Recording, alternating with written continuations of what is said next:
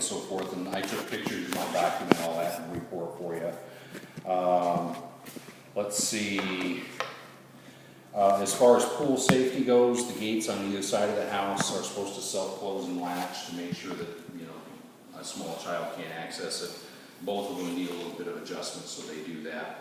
And there's a pull string on this one over here that kind of defeats the purpose of the latch being hard to get to, so you should take that off of there.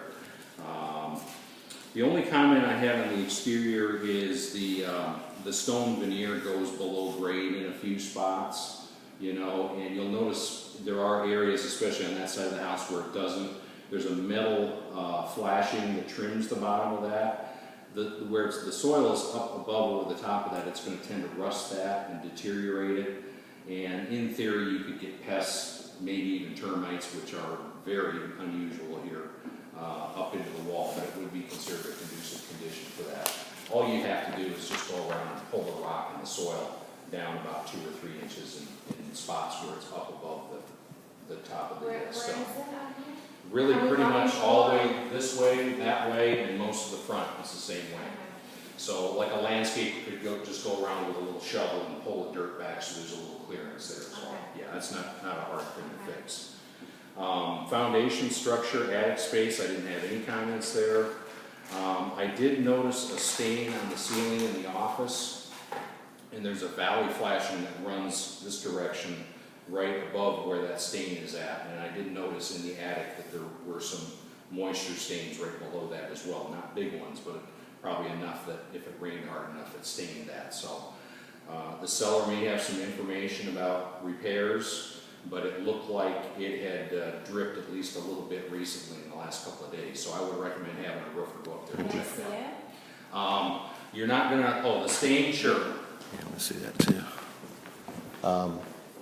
Yeah, we've had a lot of rain here lately. A roofer. Okay. And is that an easy fix or? Yeah, it's, Oh, wow, okay. right up there, so. Okay. There's a valley flashing that runs this direction. Okay. And it could be just blocked with debris. There could be a hole in it that's allowing water to get through. A roofer would go up, pull some tiles up, try and determine where it's getting in and just patch it up. So. Is there mold or anything up there in No. the attic? Okay. No.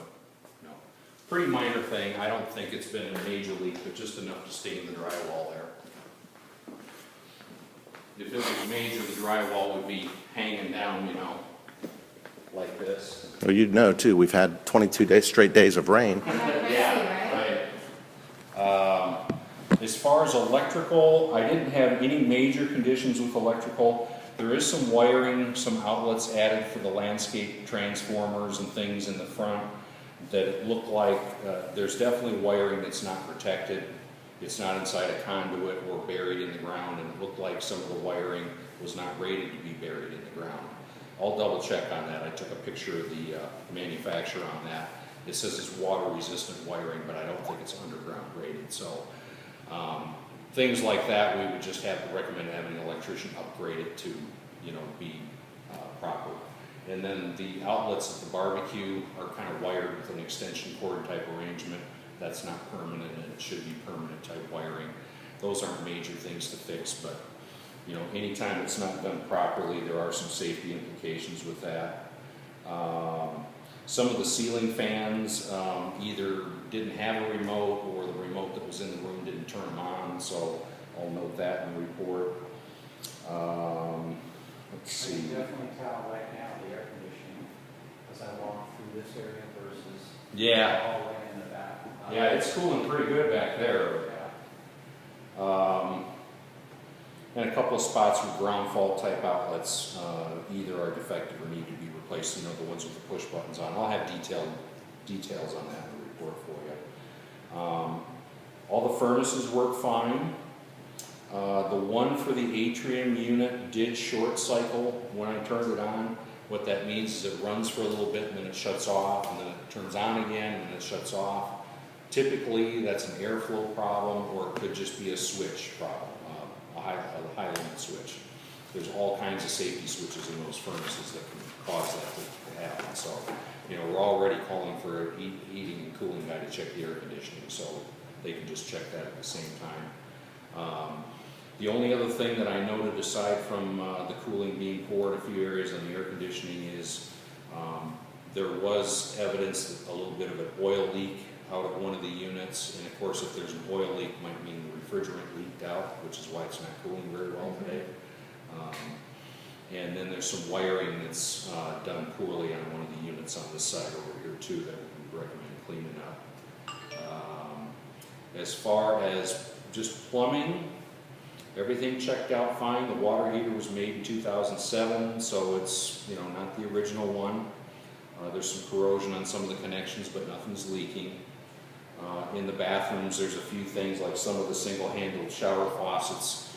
You know, when you turn it on, you get cold and then hot and it stops. Well, the stops are broken on a couple of the cartridges. That's just changing the inside of the faucet out if you want to take care of that. And then as far as the kitchen, there's an instant hot water maker and an RO filter system that's there, but it's disconnected in both cases under the sink. The water lines are disconnected to both units, just so you're aware. The dishwasher on this side doesn't have an air gap in the drain. That's a simple fix, I'll note that in the report. And the laundry sink drain kind of slow. Again, that's probably a minor like sink the drain or trap type thing. And then as far as interior, the crank out casement window in the rear bedroom over here was stuck. And I think that just needs to be pulled open and then lubricated a little bit, probably is also going to need that. And then one of the panels on the sliding doors over here slid really hard. It just needs to be lubricated up. Maybe there's a roller that's damaged on the bottom of it. Everything checked out okay in the garage. On the pool equipment, we're actually in very good shape. The heater has a lot of leaves and junk in the burner chamber and up in the venting system. That all needs to be serviced and cleaned. There's a grounding wire that's not connected to one of the pumps. That's just put the wire to the pump and screw it on is all. And that was really about it on the pool equipment. I have a question about Yeah. the garage. The turning radius into the garage, is that Yeah. to code or no? Because it's pretty tight. Well, that's a good question. I've never been asked that question before. Yeah, I could see where that would be a concern. You must have a vehicle that turns a little tight. No, we have actually two good vehicles, but Okay. yes, it seems a little tight to get in. So I Okay. didn't know if that was. I don't know if there's a code that even addresses that. Okay. If I had to guess, I'd say no, because I've never run across it, you know, to my knowledge. The other thing I noticed is if you look over at the skimmer throat on the pool, if you look across the opposite side, see how there's a little gap between where the tile ends and the pool deck begins there? And that's probably indicative again of, you know, the concrete that was poured there. That's got nothing to do with the pool itself, it's the deck up above it. And as a stopgap measure, I would certainly recommend